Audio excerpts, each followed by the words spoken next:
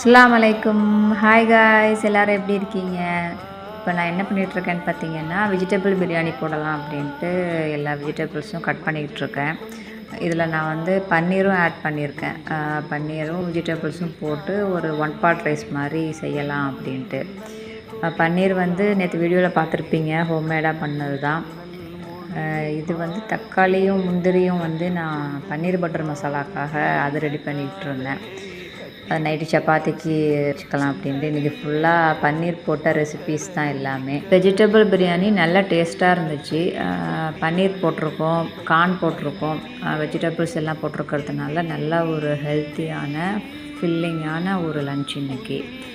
பிரியாணி போட்டுட்டு அப்படியே பன்னீர் பட்டர் மசாலாவும் செஞ்சு வச்சுட்டேன். நைட்டு சப்பாத்தி மட்டும் போட்டுடலான்னு. அப்புறம் நைட்டு சப்பாத்தி மட்டும் போட்டுட்டு சாப்பிட்டாச்சு.